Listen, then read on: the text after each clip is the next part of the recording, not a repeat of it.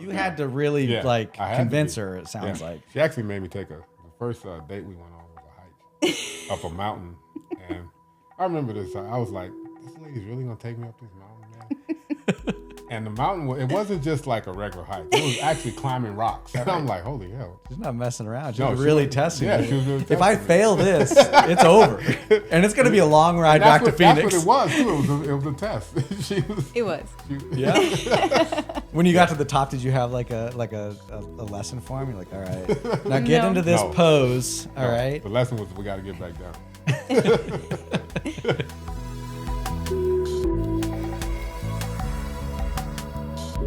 Welcome to the Calm Down podcast. I'm your host, Morgan Smith, here to help you chill out, take a breath, and unplug from the chaos. So grab some kava, get comfy, and let's calm those nerves one shell at a time.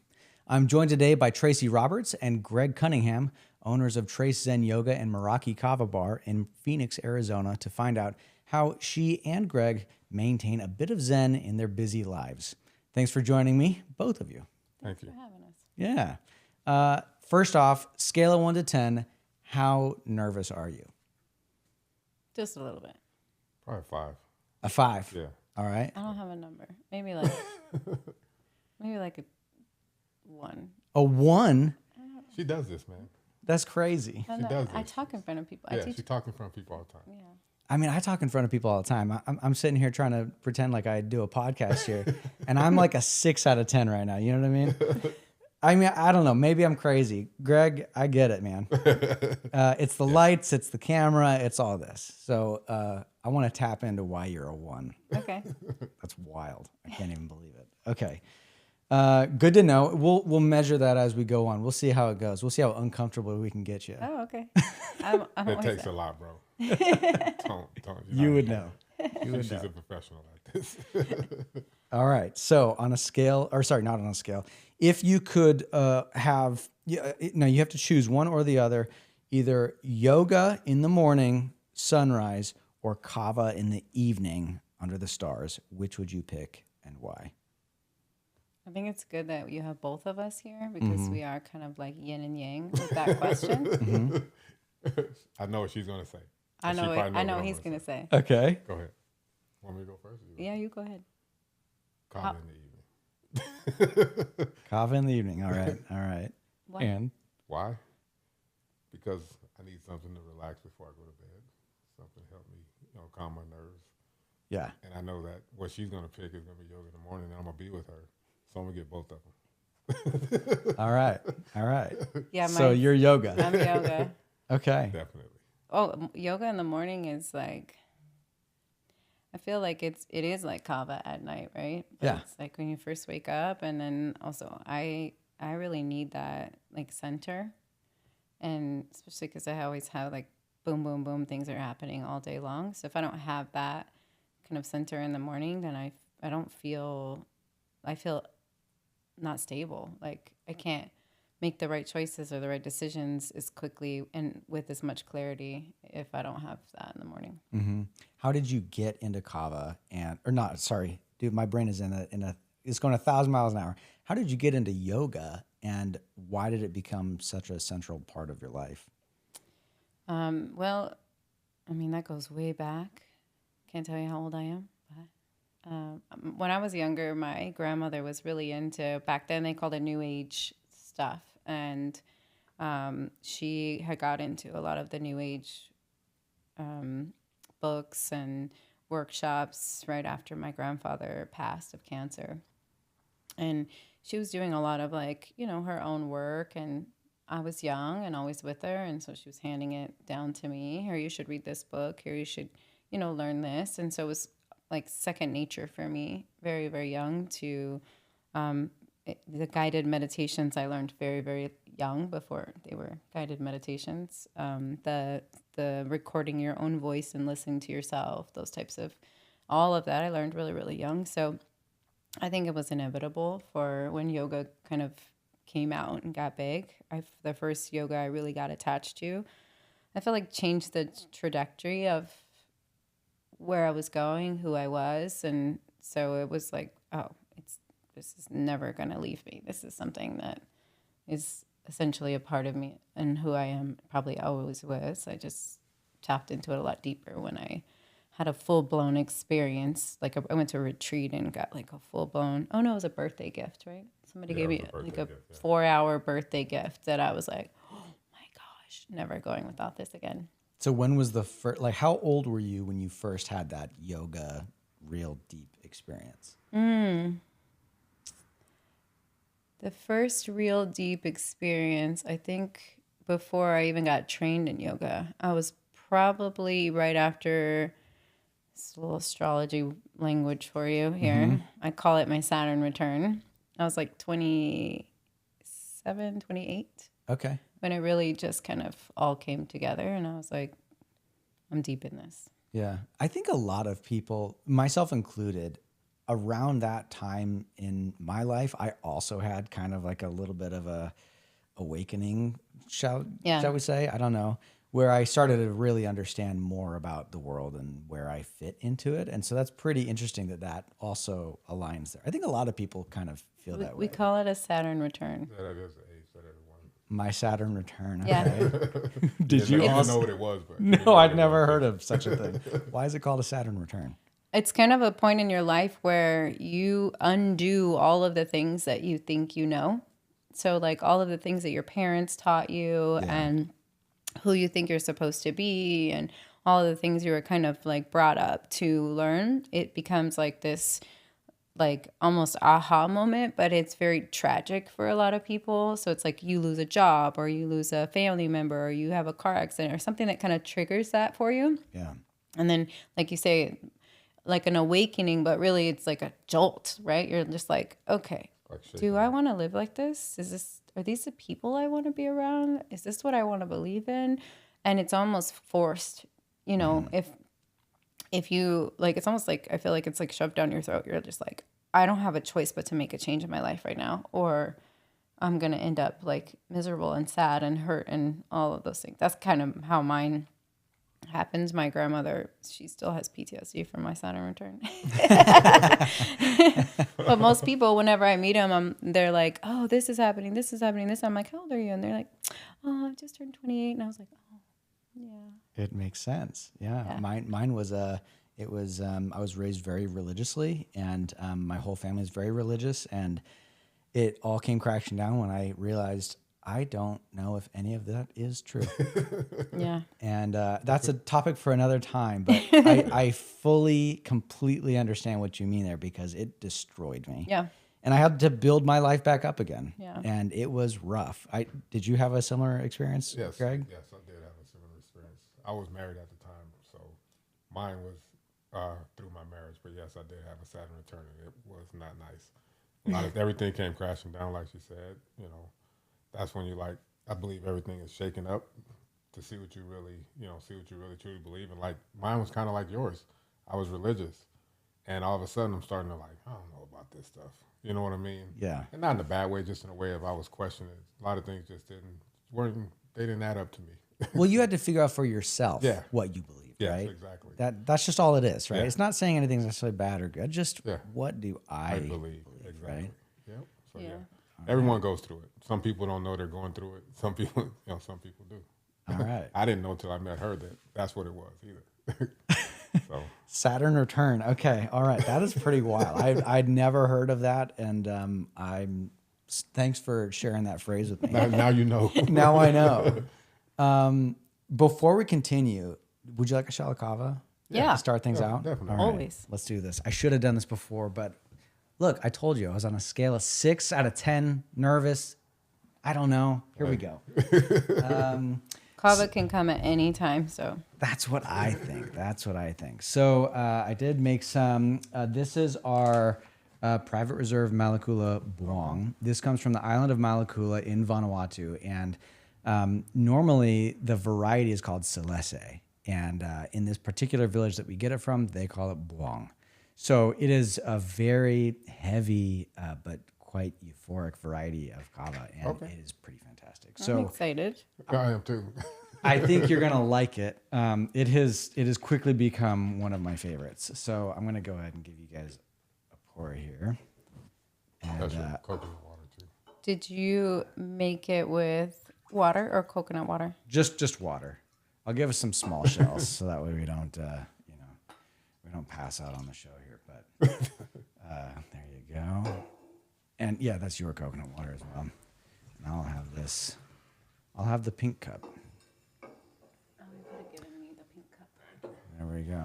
Is there something at your bar specifically that people say before they drink kava, or is it kind of a cheers? So we actually, when because the yoga studio is next door to the kava bar, after class we kind of take it ceremonially. We set an intention, and then we kind of stand in circle. So we try to get everybody in the bar involved, and if not, they're not in the mood or they don't want to, I call it air bula. So you still get a shell. Yeah. But there's nothing in it, or there's water. There's water. We call it air because the energy of like doing it as community is important. Yeah. So we always think about like what's happening or what happened in class or like what's going on with everybody right now, and do we want to set an intention to have more or less of that, and then we say bula. More or less of that vibe, that kind of energy. Yeah, whatever energy it is. Like, do we want, okay, we had a great class and we were talking about, abundance or prosperity or having healthy relationships. Then we want to set an intention, and we kind of, use the intention into the medicine of kava. And we say, we're setting that intention, and then we bula to ensure it lives a long life. And then we show. Okay. All right. Is this a group intention? Yeah, it's a group intention. Well, what's our group intention today? You're our yogi. So we do have kind of a theme. I also kind of set the themes around like if you're typically you're running into someone and then they end up like, oh, that's happening to me too. Oh, and then you're like, oh, there's a pattern of what's happening right now. I think the pattern that I'm hearing right now is that everyone's doing a lot of like cleaning out of things. Like Greg was like, I'm going to clean out the garage. And he's like, I'm just going to get rid of stuff in the garage. And then a friend of mine came into the bar today and she was like, I'm just really, like, I'm going through all this stuff in my house. I'm just feeling like I just want to clear things out. And I was like, oh, it's like an organization clearing out vibe. It's like spring for us in Arizona because that's the weather, right? Yeah. So it's like we're feeling the spring, like clearing out vibe. So I was like, okay, that's what we're doing right now. We're just like clearing out, letting go of all the old things and like making space for new things. I love this. There we go. Perfect. All right. Bula. Bula. Clinks. Clinks. Don't spill kava on the ground.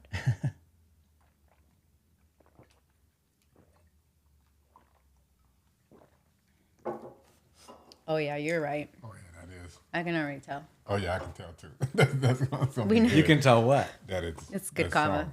Yeah. Now, I do make this really strong. Oh yeah, I can tell. That's how I like it. I was like, oh, yeah, that's good. There's that right there. Yeah, this is not the light Fijian mix. This is the heavy Vanuatu. Yeah.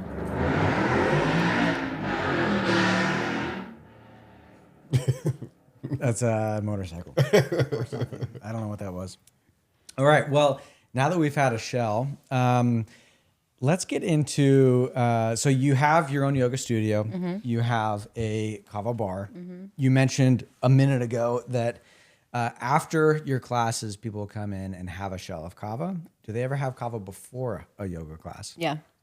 Yeah. So it depends. So one of the kind of features of our studio is that if you have a membership at our studio, you get a complimentary shell before or after class. So a lot of times people will come depending on the type of class, and they'll sit and they'll have a couple of shells before class and kind of mingle in community. For me, it's about community.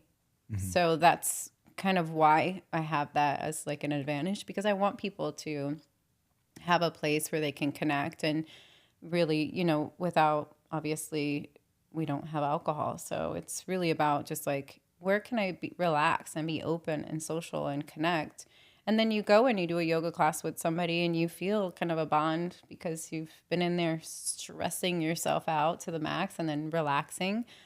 So before, there's a lot of times people will just like, oh, let's meet up and shell first. And then they'll shell first. So not everybody stays after class. Some people have to run. They have families. Mm-hmm. So only, people who stay will do it after class, but some people will come in and do it before class. And we do it at 6 o'clock every day regardless. All right. So that's the cool thing, is that if you come to the Kava bar at 6 o'clock every day, again, it's about community. So we do 6 o'clock because we know like you're getting off work or, you know, whatever's happening. And some people will literally sometimes call us like, I'm coming, I'm in the parking lot. Please don't show without me.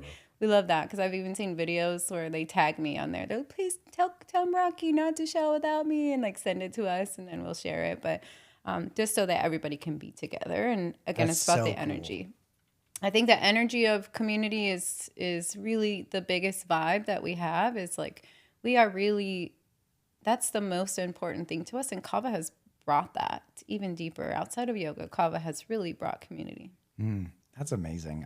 I you know, because, you know, I've got a warehouse where we bag up kava and we send it out. I never really get that in-person community until I go into a bar like yours. Yeah. And there's a handful of bars that I really, really like, and yours is one of them. So Thanks. I'm glad that you've done that, because it's just, it really means something. I think a lot of people throughout the world that know about kava, they have this misunderstanding of what kava means to Americans.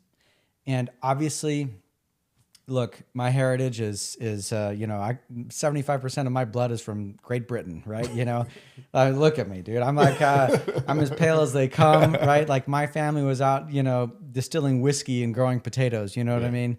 And whiskey didn't do a whole lot of good for the world. So I'm trying to reverse a little bit of that, you know.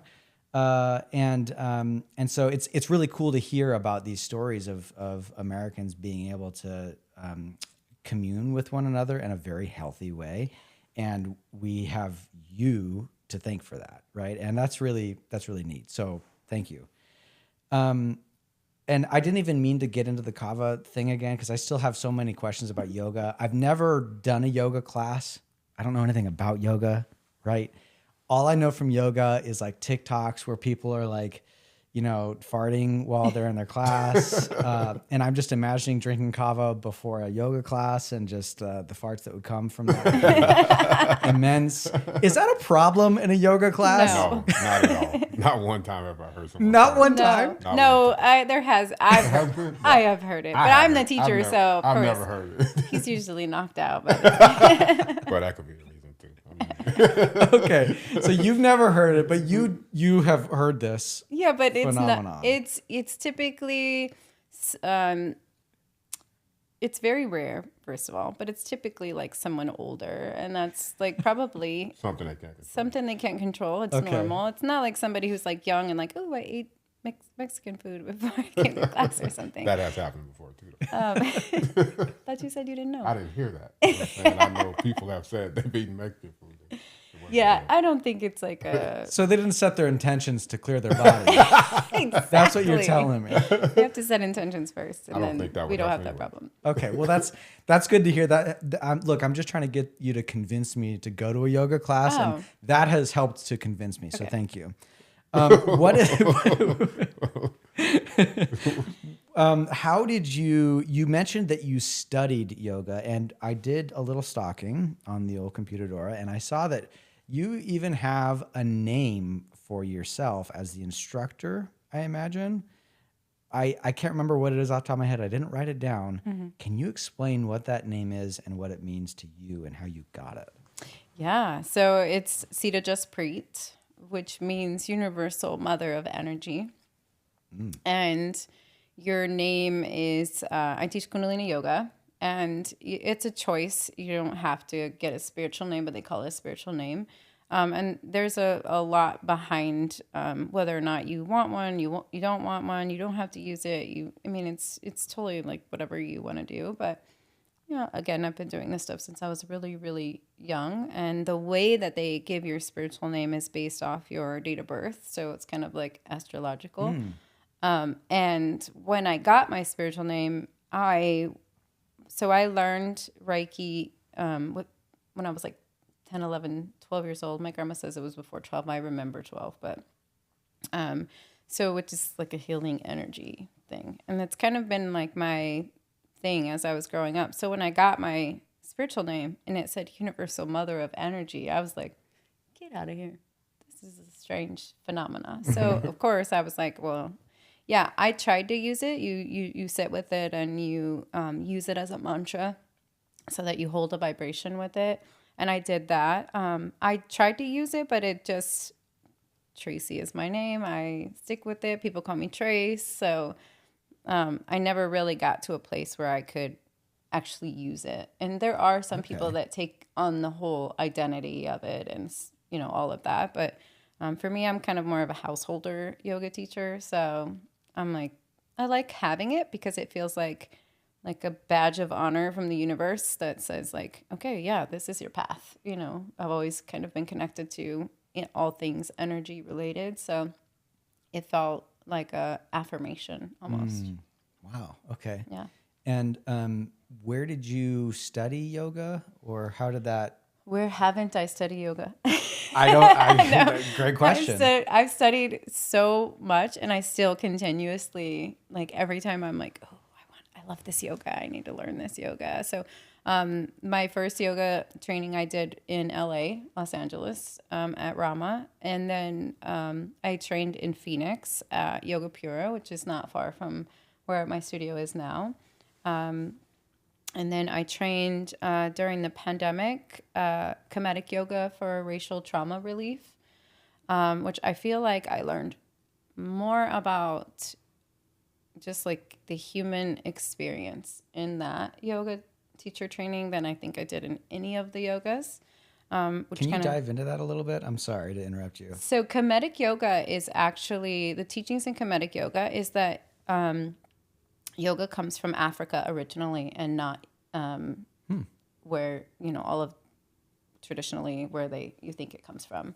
And that is because in Egypt, the hieroglyphics, there's teachings that say like they were practicing yoga to be connected to the sun and the earth and using their bodies energetically to feel that connection, which essentially is what yoga is. It's yoga means unity. Unity means one, and one with your body, mind, spirit, earth is all connected, and that's the feeling that you get when you do yoga. You feel like that's why they use the word alignment. You feel in alignment.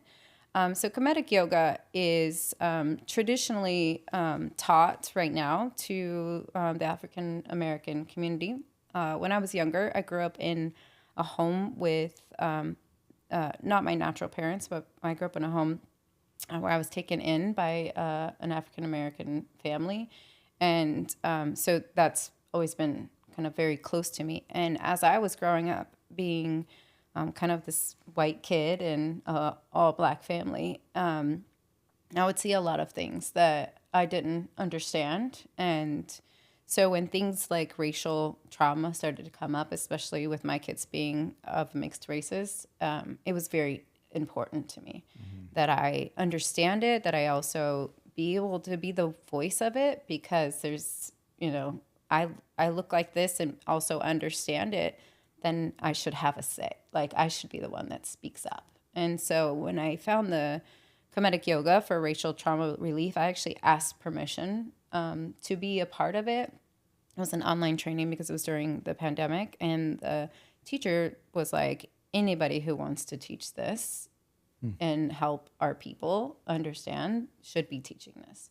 But I did keep my camera off. And I mean, everybody knew that I was there, but I kept the camera off so that no one would feel like they couldn't say whatever it is that they wanted to say or feel like I was going to be offended in any way. I wanted everyone to feel comfortable, and I wasn't worried about my comfort at all. I was like, whatever you are learning and teaching and feeling, I want you to feel safe to say that. So I kept my camera off so that it could just be an open channel for that. And the things that I learned in the training about just the health of the body and the physical body that are not taught in any other yoga teacher training, first of all, but also in, the dynamics of the differences in cultures and especially in America. And I was so blown away that I almost stopped teaching yoga altogether.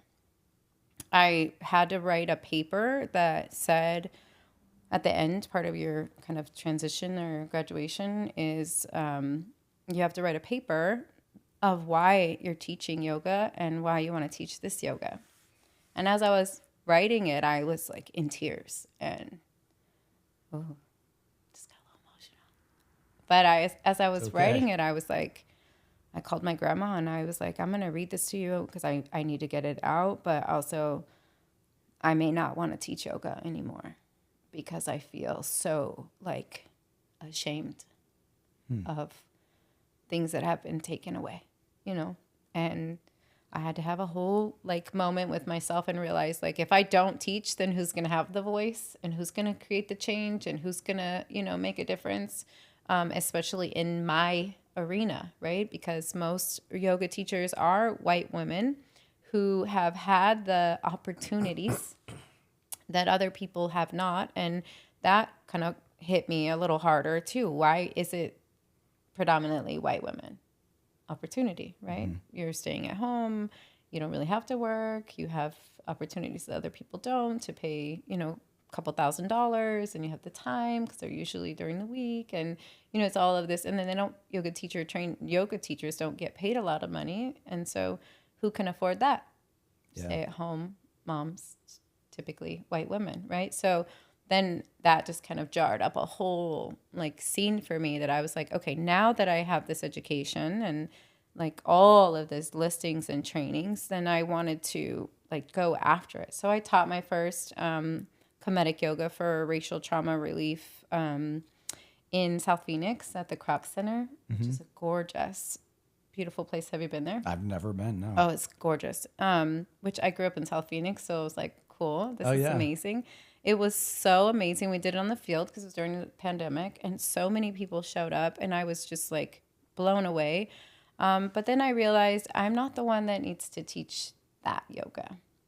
And so I don't teach comedic yoga. I do kind of try to pass it on to people like, hey, you should really look into this. You should. But I'm not the voice that they need to hear, that needs to hear that. But I am the voice that can say, you know, hey, why don't you come sit in the front row? Or, you know, kind of teach in a different way that is, you know, I think people are just now starting to accept that, you know, there is a difference in yoga classes. It is typically one look, one attitude, one color. And so in our yoga studio and in our community, because of the way that I was raised, I think, and even the way that Gregory is, there's every age, every color, every size. We don't have mirrors in our studio on purpose. Every gender, every people, everybody, everyone fits, and nobody feels different. Everyone feels human. And that, I think, is the most that I got out of that training. And then I have so much respect for his name is Yasir, and he's the one that created the training. And he even said one time that, you know, he's been kind of approached by other bigger yoga scenes and like, why don't you like align with us? And he was like, no, I like teaching it underground, and I don't want it to get big and crazy and taken advantage of. I want it to be taught so that it's respected. And I have a huge respect for him in doing that, and it's kind of helped me grow in like not just yoga, but all the things that I do. Because in the back of my mind, I'm always very like conscious. Because regardless of how I grew up, I still had opportunities. Sure. And so it always makes me very conscious of the things that I do, even in opening a kava bar. That's why we do things very ceremonially. That's why that we educate the way that we do. In our kava bar, because I want people to know we're not taking advantage of this.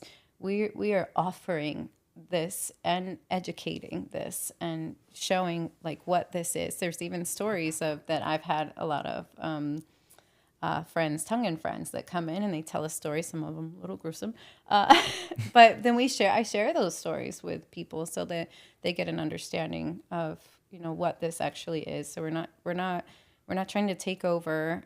In any way, where we want to honor and share.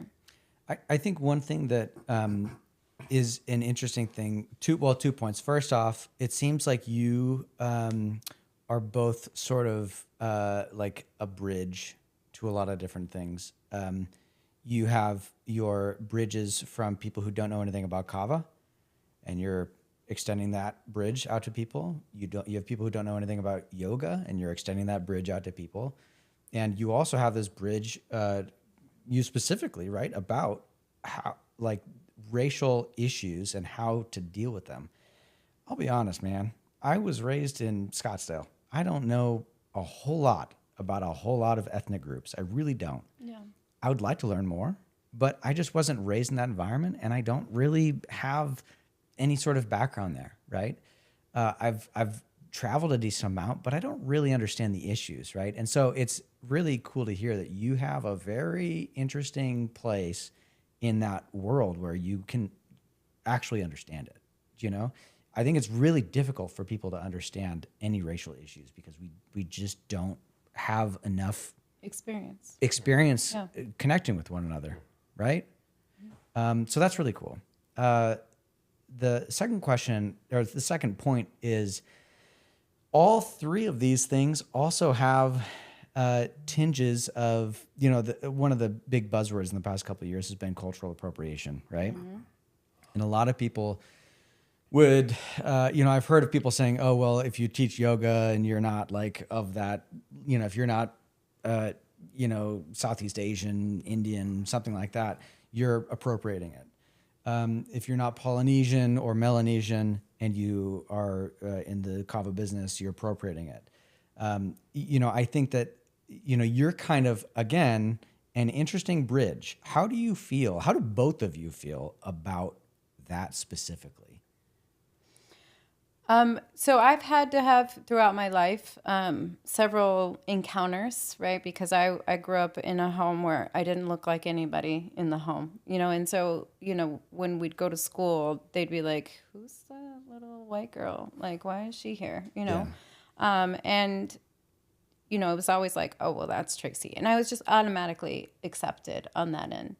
But on the other end, it was, you know, is she dating a black guy? Oh my gosh. You know, so I scandalous. Oh gosh. And I was like so confused that was actually even a question or a thing because I wasn't raised that way. So having to navigate that, I think, has had lots of encounters to where even I would see a white girl with a black guy. Like, why is she with a black guy? Like, even me.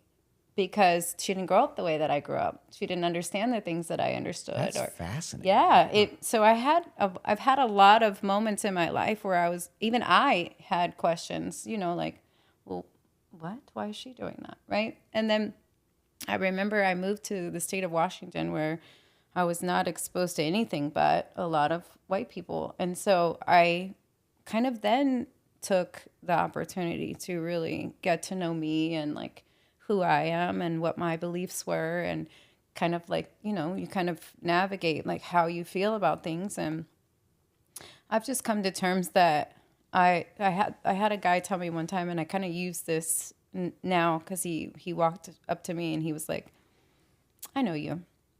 And I was like, you know me? What do you mean you know me? And he was like, I can tell.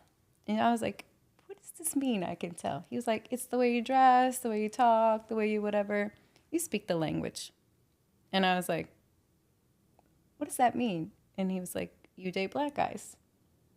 And I was like, funny. What? That is probably the most offensive thing I think I've ever heard at the time. I speak the language. But then I took it into a positive way, and I was like, yeah, I speak the language. If I grew up in Mexico, right, I would speak Spanish. Sure. And I would know the culture and I would understand it. Yeah. And I would be able to explain it to people who haven't. I may experience it differently, but I would still speak the language. Sure. And so I kind of just see it that way, if for lack of a better, longer explanation. Mm-hmm. I just understand that I speak the language. And so sometimes it's up to me to interpret it to people who don't understand. And so I do the best I can to interpret it. But also there are moments, and especially as the world starts to evolve, and there are things that I still don't understand. And so because I speak the language, I could be like, hey, babe, what do you think about whatever? You know, mm-hmm. And then he can tell me what he thinks about it, or I can go to his sisters or his mom or mm-hmm. his whole family and mm-hmm. really kind of have those conversations and, you know, see how they feel about it. And if I'm overly offended, sometimes I am overly offended. They're like, we don't really care that much. And I'm like, well, I care. That's rude. I don't want Yeah. to see that, you know? Yeah. So it means that like, I feel like I have a relationship, not just like with my husband, but obviously just like a relationship with a different culture. And it means I speak the language and I can help interpret. It doesn't mean I know everything or understand everything. But like I said, It's an important distinction. Yeah, Yeah. it is very Yeah, yeah. important because I have learned like I don't understand everything. I don't know everything because I have had opportunities. And that, I think the awareness of knowing that I've had opportunities, even when I may have not known I had opportunities, is something that people who do have opportunities don't know they have at all. And so that's where the translation kind of happens. That's why I said I did almost stop teaching yoga. You know, was like, oh, I don't know if this is my place, if this is something I should be doing. You took a couple quick minutes of critical thinking and really, probably not quick minutes. It was probably days and hours and weeks. Oh, it was a long months. time. I think a lot of it too is the area you grew up in. The area, believe it or not, me and Tracy grew up in the same. We didn't know each other. Yeah. But my best friend was her. The family she grew up with. He dated the older sister of that family. Wow. All right. So the area we grew up in was a very diverse neighborhood. There was all sorts, all races, and all races in that neighborhood. So we grew up around all people. So there was no, we knew racism was there, but it wasn't like it was there because we were friends with everyone. There was no, you're this, you're that. We all grew up in the same neighborhood and we all got along. So I think that helps us to be able to be the bridge because we were around everyone. There was no, like she grew up in a Mexican family. Yeah, I lived in a Mexican home in high school also. So I learned. Yeah, the neighborhood we grew up in, it was. You got a little bit of everything in you. Yeah. It I actually moved to Portland and had a bunch of Asian friends. Like, I've had it all. I've experienced it all. So. All right. Yeah. So. But he's right. It has a lot to do with the neighborhood. We grew up in, so. Yeah. Yeah. Do you feel like when you met Tracy that something was different about her than other? Well, actually, of course there was something different. What was different about Tracy that you did not experience with other women? What was different about Tracy? She was very upfront and very forward. She wasn't playing any games. She told me what she wanted. She actually sat me down, took me to dinner, and sat me down and said, "Hey, I'm not here to play games. So if you're here to play games, then this is not for me." So, and I was at a point in my life where I was done with playing games and things like that. So that was one of the things that really stuck out. She was very straightforward. She knew what she wanted, and if I wasn't that person, she didn't want me to waste her time. So that was that attracted me to her even more. Yeah. Yeah. You're like, I gotta keep up with this. It made me step up. It made me step up as a man. It made me look into myself and start to search for things that I wanted in my life. She always made me. She would never give me the answer. She would just tell me where to go look for it. You know what I mean? Yeah. She was always like that. I'd be like, what do you think about this, babe? She'd be like, here, go read this book. Like, this is 400 pages. I just wanted a yes or no. She would give me a book because she always told me she didn't want to. She wanted me to find the answer. She didn't want to give me the answer. I want him to make up his own choice, his own mind. Sure. About what it was. So those are the things that attracted me to her. She was very, she knew what she wanted. Yeah, yeah. And she apparently wanted you if you were down. But you down. had to really convince to her, it sounds like. She actually made me take the first date we went on was a hike up a mountain. And I remember this. I was like, this lady's really going to take me up this mountain, man? And the mountain, it wasn't just like a regular hike. It was actually climbing rocks. Like, where was it? In Sedona. In Sedona. Okay. Yeah. And I'm like, holy hell, this girl's really taking me on a hike. She's not messing around. She's No, really testing yeah, me. she was really If I testing me. fail this, it's over. And it's going to be a long ride back to Phoenix. That's what it was, too. It was a test. It was. Yeah. When you got to the top, did you have like a lesson for him? You're like, all right, now get into this pose. All right. The lesson was we got to get back down. Get me back down. I mean, I feel like I learned a lot of that from my uncles. They would always say, and my grandma, my grandpa, like the brief encounters that I had with like my birth like uncles, they always gave me like little moments of advice. And one thing my grandfather said one night, because I think I only saw him like a whole 5 times in my whole life, but I remember him saying like, you got to have like a whole boat full of men when you grow up. And he said, okay, all right, I'm listening. Yeah. He was like, don't just have one. You're too pretty and too smart to have one. You got to have a whole boat. You need one to fix the boat if it breaks down. Okay. And you need one to drive the boat. And you need one to, like, he started naming off, like, what would happen to the boat if I didn't have, like, a mechanic and a tire guy and, like, a guy that had enough money to, like, buy the boat.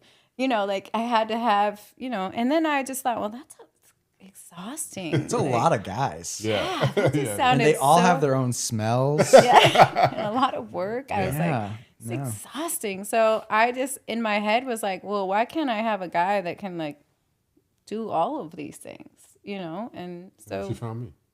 I mean, basically that was my thing. I always kind of was like, well, if I had a guy that didn't know how to like change the oil in the car, I was like, oh, he's out. Yeah. Or like the fence broke in the backyard and you didn't know how to fix the fence, oh, he's out. Like, it was like, if he can't do things that I can't do, like, I need someone, what I can do, he needs to be able to make sure I don't fall short. So he can do all the things that I can't do. And that, for me, makes me feel safe and secure. So that was my story of the boat. I was like, okay, this is my boat. So it's a ship, and we have to make sure that we keep this relay going. I think a lot of people really, I don't know, maybe this is naive of me to feel this way, but I've been married for, it'll be 15 years in March. Congratulations. So we've been, we've been through it, man. My wife, Alexa, is the best thing that's ever happened to me. And I mean that sincerely in every possible way. Hope she's listening. Oh, I hope so. But she, she does fit all of those. I mean, okay. So what I was going to say is, and this might sound very like transactional or something, but people really should be looking for that partner that fills in the gaps. Yeah. We all have gaps, and you do really need to look at a relationship like a business. It's like a business. Yeah. It's not just about love. No. Yeah. If it's about love only, you are going to fall, Yeah. right? Fall That short, other person needs to support you in times where you have a hard time finding that love. Yeah. You know what I mean? Very true. And so I really resonate with that. I feel like that's a very important thing that I just, for some Funny, reason. we're talking about relationships on the way over here. Yeah. Oh, really? Yeah, we're just talking We about actually relationships. did. Well, I did.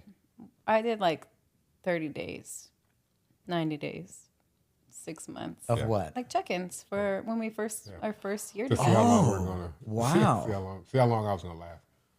And when you did these check-ins, was it like, here's a checklist? No, it was more like what's going well, what's Okay. not going well, It's very a mature way to approach it. because I felt like, I'd made some really poor choices before him. I also managed a lot of companies and was trained in a lot of management. I had this epiphany one day, and I was like, how am I so good at hiring people and like seeing the best in them and maturing that in them? But I have these terrible relationships with men. And then I was like, oh, okay, why don't I take what I learned here and put it here? And it worked out. The interviewing process, we sat down. sat down and we were able to, you know. This doesn't pay anything. Right. Matter of fact, you pay. Yeah. Right. You pay for some stuff, okay? Yeah, I'll pay for some stuff, but not everything, okay? Yeah. But I mean, it worked. We did. I was like, okay, I was like, oh, it's our 30 days. What's going well? Do we like where it's going? Do we have anything we need to discuss, talk about before we move forward? And then, 90 days, where are we? What are we doing? Are we planning anything? Like, 'cause I feel like sometimes people get in relationships and you're just like, oh, I don't know if we're going to get married. Well, you should know You this. should know. These are things that you should have already talked about. No, you're going to pop a question and I may say no to you, like, and if Got to be on the same page. we got to be on the same page. So I felt like this was healthy for us. And we still do have like, okay, what are we going to do next year? What are our plans? What are we going to, do we want to grow something? We need to plan this out in the next 6 months. Are there things that we want to let go of and change? Or, how are we going to, or how's our relationship going to evolve? We used to do date night. And, he's like, we should start doing date night again. I'm like, can we do like day dates? I do day dates all the time. Do you? Are they Okay. cooler? They're the I feel best. like they're the best. Day dates are the best. Yeah. Yeah. We went like painting, those bicycle Yeah, painting and thing. stuff, yeah. Oh, man. And yeah, so I'm like, we need to do day dates and like the whole night thing. I'm exhausted. Yes. By 9:30, we were out of there. Yeah. And now we're like, let's do travel dates now. Let's just like leave for 2 weeks and that's our date. Yeah. Yeah. I would love to do that. That's wild. I find it so funny that you just said day dates because I don't know of anyone else who's really talked about it, but Alexa and I are always like, day date, let's go day date. You know, the kids are at school, let's go, you know? And it's so much nicer, man. Jeez Louise, dealing with the crowds and all the other people that are trying to get in at 6 o'clock at a nice restaurant. Yeah. Shoot, that is really wild. Do you feel like when you guys, Greg, when you first met Tracy, was she big into the yoga thing? She was she had just started getting into it, I think around the time that we had met. So, yeah. Okay. And I remember she used to, so she's actually who introduced me into it. And like I said, I come from a Christian background, so it was kind of, when it first started, it was kind of like weird for me. And I used to be like, I'm going to go do this, but I'm going to go hide. I'm going to go hide and do it. Go hide in the back. She's take me and places. she's out there like, no, you need to come up front. Yeah. So but she brought me out of my shell, but yoga has definitely helped me a lot. Yep. So are you like, I mean, you're a big dude. I'm not going to mess with you. How do you, like, you got muscles that I could dream of, your arms are like the size of my thighs, bro. Yeah. When you're doing yoga, like, and you're stretching and doing all these different poses, is that like a different kind of? It's not. See, the thing is, people think it's for the fitness and that you have to be flexible. Yoga's for the mind. Yoga's to make you become a better person inside. And so that's what I do yoga for. I don't do it for the fitness part of it. A lot of people think that yoga is just stretching. I hear people say it all the time. I can't stretch. Well, I can't stretch either, but I don't do it for that. I do it because it helps me. It helps bring out the best in me. So that's why I do yoga. What specifically in yoga is most beneficial for you? The meditations, the breath work. Can you explain to me how to do a meditation or how to do breath work? How to do meditation? Yeah. There's all different meditations. I mean, there's gong meditation, there's bowl meditations, breath work. There's a thing called breath to fire where it teaches you how to, inhale, exhale through the nose. Mm-hmm. Inhale, exhale through the nose. So it's... Can you lead me through one for a minute? Yeah. I'll lead Okay. you through one. How do we do it? All right. I want to do this. Want to do breath of fire? Yeah. Okay. You don't have to teach them ego eradicator. You can just teach them just breath of fire. Just breath of fire? Yeah. Okay. All right. I'm sitting up. Should I be sitting I up think here? you got to have the mic on you, though, so you can teach everyone Oh, else. yeah. Too. Oh, okay. Everyone's got to be in. All right. Okay. So close your eyes. Okay. So what we're going to do now is you're going to do an equal inhale through the nose. You're going to close your mouth off, and you're going to breathe through the nose. Inhale and exhale through the nose. Wait, in and out? Yeah. In Oh, and out. sorry. Okay. In and out. The most important is in. Just worry about taking the breath in because the breath will automatically release, right? Or is it the Opposite. Opposite. Yeah. Okay. Okay. All right. It's the opposite. So Close our eyes. Mm-hmm.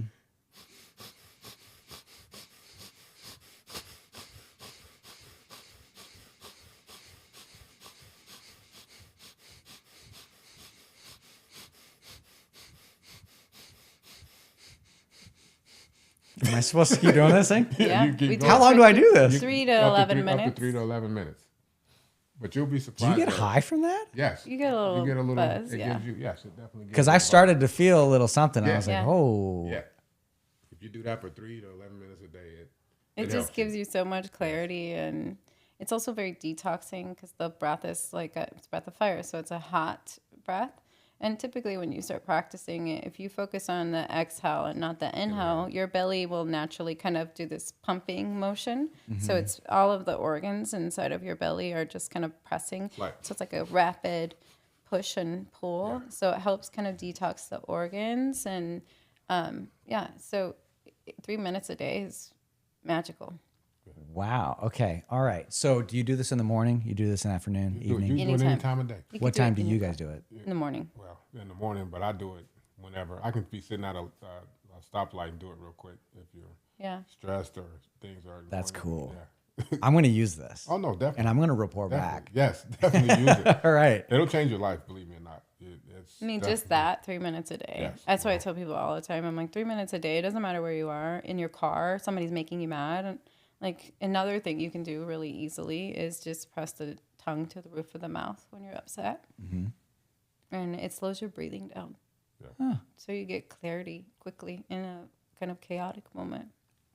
Okay. Oh, it does definitely. All right. So I've now learned that Called the breath of fire. yoga is not just stretching. No, Got it. no, That's no, such a definitely proud not. moment for me. Definitely not just stretching. I'm very stoked. What else is yoga that I don't know about? Definitely life changing. It depends on the type of yoga you do. There's all types of yoga. What Kundalini? Yoga is science. Yeah, is it's a science. what people don't realize. Yes. Yoga, when you're doing yoga, especially any type of breath work, you're activating the glandular system. And so that, especially like during this time of year when our bodies are traditionally, we were like, our bodies haven't evolved. Our brains may have evolved, but our bodies are still very much cave ready.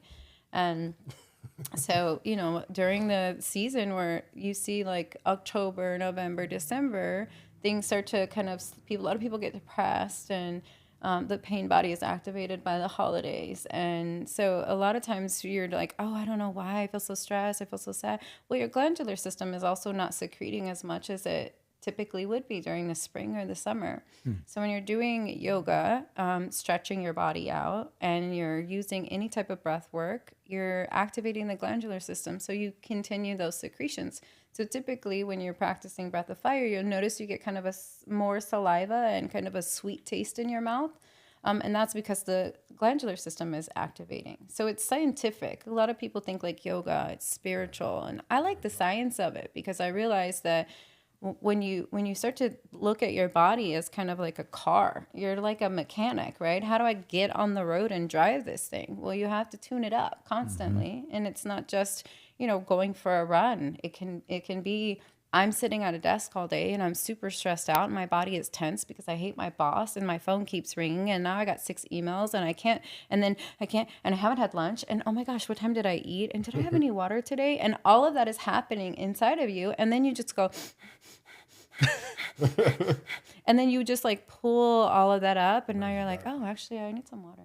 Did you need something? And it gives you like clarity, and then you get kind of these aha moments, and the body is designed that way, and we just don't have the time anymore. And so using these, so that's why I said kind of householders practice is we use these little mini tools to kind of light us up, if you will.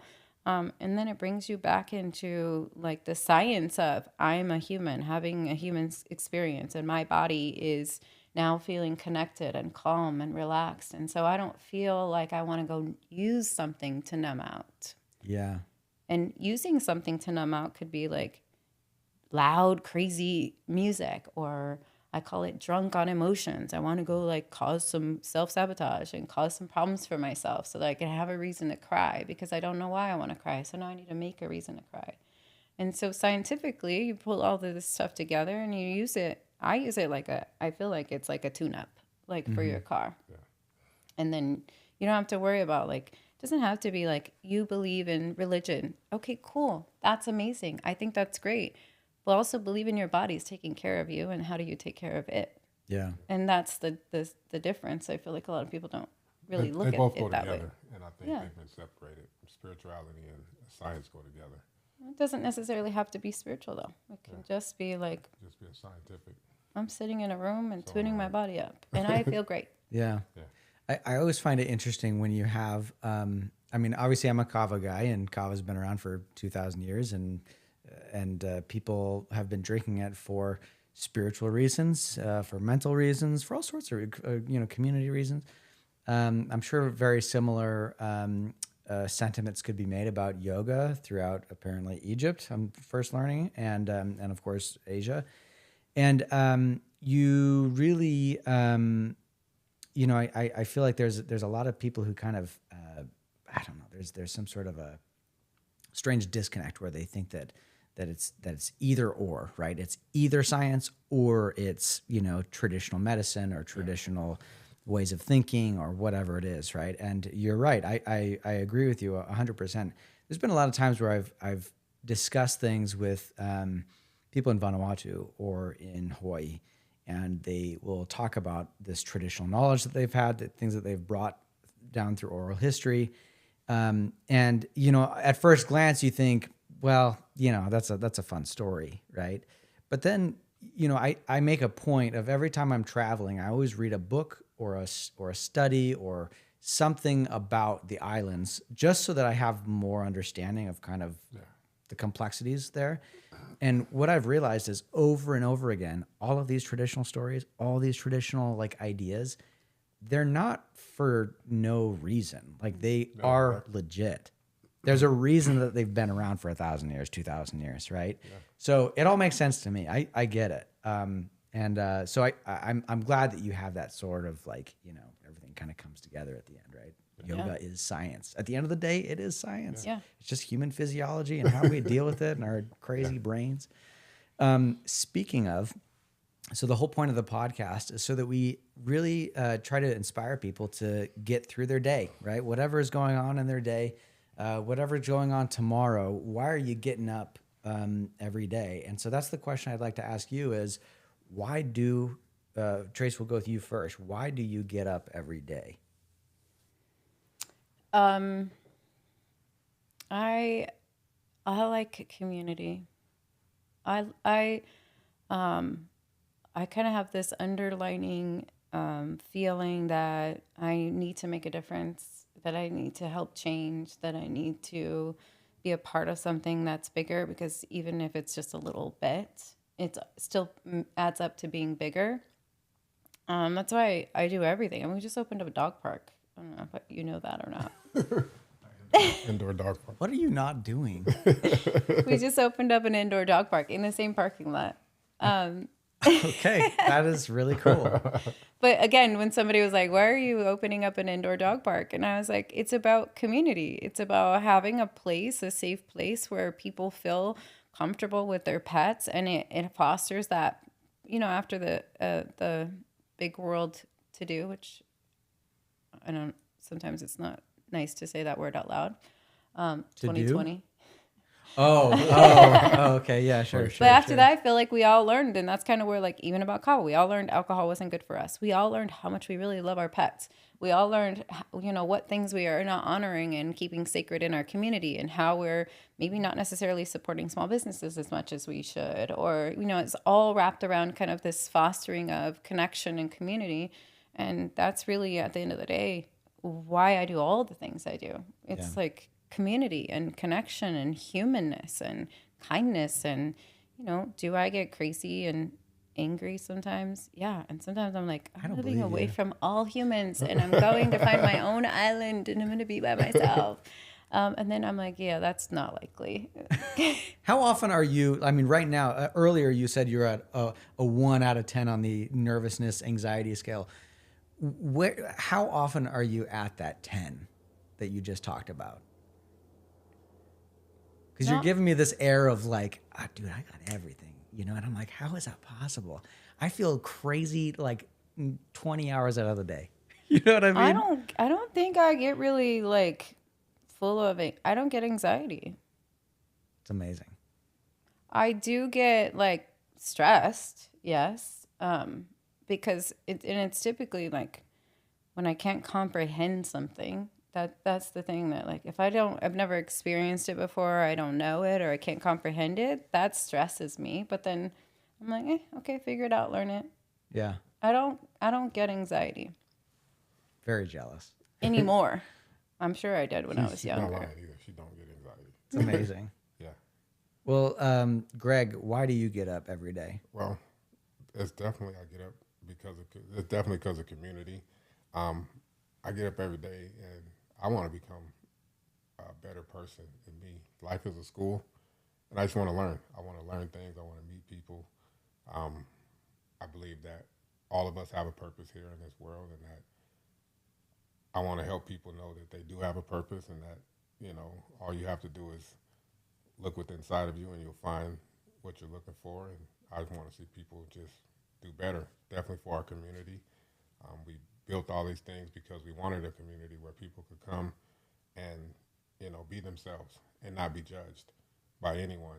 Like I said, so at the Kava Bar, it's like, come as you are, and that's true. And we love and we care for everyone. And I wake up every morning because I want to see, community get bigger. I want to see myself grow. I want to, see my family grow, and things like that. So I wake up every morning with, I rarely have bad days because I believe that everything happens for a reason, and you just have to be able to roll with the punches. I was telling her today that I'm getting to a point now where there's a couple things that have happened that would have maybe thrown me off of my day, and now I'm just to a point where I'm like, okay, it is what it is.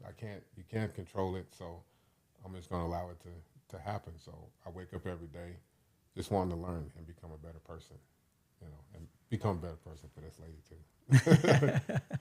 That's so cool, man. Yeah. That's why you tamed a real man here, Yeah. He's the greatest guy though ever. Like he's the greatest friend. Like for everybody, everybody loves. Like they're like, even like for me, if you really want to make me mad, be rude to him.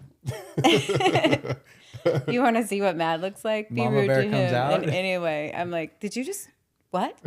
Absolutely not. We're not doing that because he's just such a kind soul and has a big heart and just wants to see everybody win and do good. And he doesn't have like an. I get in trouble a lot for giving people. I give people the benefit of the doubt too much. And she's like, Yeah, because he's too nice sometimes. I'm like, sir. He's like, no, they wouldn't do that. I'm like, have you not been in this world for how long you've been in this world, and you see people do it over and over, and he's still like, no, I don't believe that. Oh, that's so funny. Yeah. Man, I feel like I've gotten to know you guys so much more. We've known each other for a couple of years at this point, right? Yeah. And when we first met, you just opened up your Kava bar, and we were brand new. And I had just brought Kalm with Kava down to Phoenix, and so that was a hectic mess, And it's wild to see both of our lives sort of kind of settle a bit. Yeah. And it's really cool. It's been a journey. It's been a journey. That's exactly right.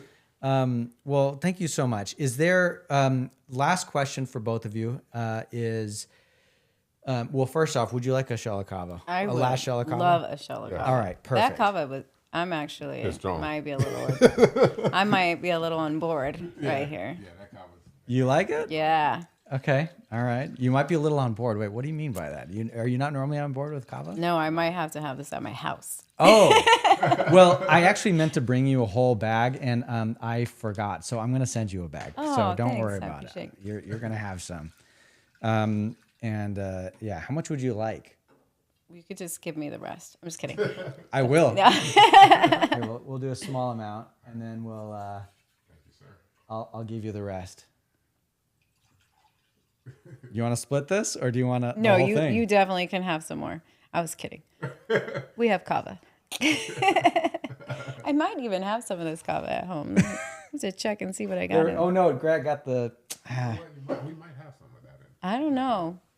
Greg, I'm trying to get Greg to make kava at home, so I'm always like, we have kava in the cabinet, and he likes to go to the kava bar because it's already made for him. I kind of understand. Yeah, I'm so like, good. he's like, can we take some kava home? I'm like, we have kava at home. We have to just make it. And he's like, no, I like it. It's already made. Sounds like a real mom. We have kava at home. Yeah. All right. I don't want that kava. Are we just doing It's your turn to set an intention now. My intention is that we continue to just interact. I really like you guys. I just find you guys super refreshing in a world of kind of crazy people. And so that's what I'd like. Yeah. Bula. We'll have to a good friendship.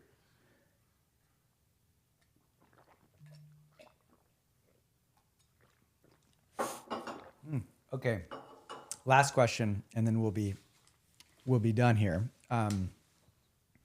Greg first. What is one thing you'd like to leave with? Your last dying breath. What do you want to tell the world? Is that And put your mic over. oh, sorry about that. No worries. What do I want to tell the world? I want to tell the world that be yourself.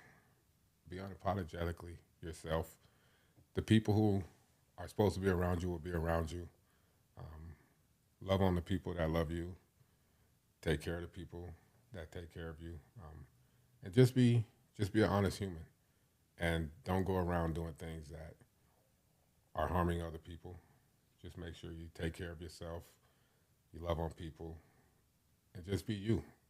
Don't worry about what other people think of you, because people are gonna like you and people are not gonna like you. You're gonna find the people that like you and the people that some people are not gonna like you. So just be yourself. Perfect. Tracy? I'm just so proud of this guy over here. What would I leave? There's a lot.